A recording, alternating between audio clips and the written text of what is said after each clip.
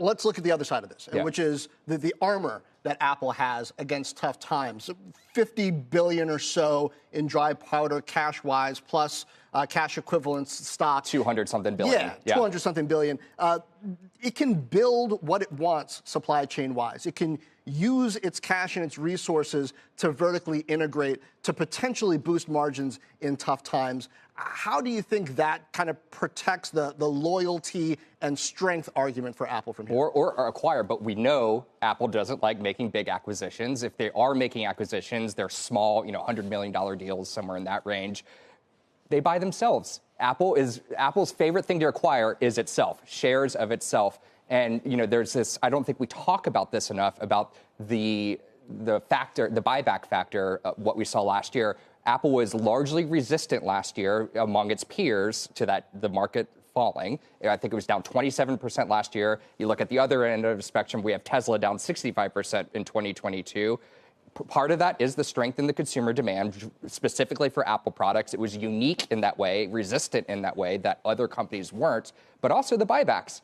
Couple 20 billion rather a quarter in buybacks will keep investors happy. The question now is, amid all this uncertainty, is it going to keep them happy enough?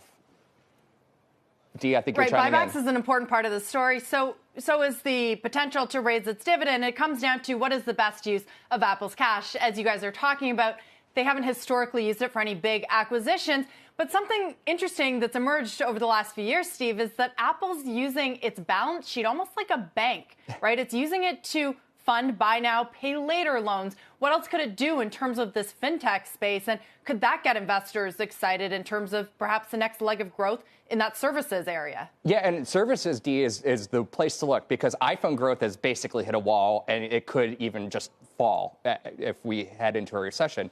Talking about the services growth, fintech is the way to watch. So you mentioned in addition to that, they're also doing a high-yield savings account, Deirdre. So if you have an Apple card and you get the cash back 3% or whatever it is, it goes into that high-yield savings account. So yeah, they're using their pile of cash to fund these projects, and that's an amazing thing. They're acting like the Apple Bank in a way without being literally a bank. That other fintechs can't do at all. No, Affirm can't do that. Affirm can't go ahead and fund this. Yeah, exactly. So that's why when they announced this buy now, pay later thing last summer, we saw Affirm shares fall because, look, Apple has the cash on hand to do this. They're not going to go out and acquire a Netflix or a Disney, but they will build within their own ecosystem.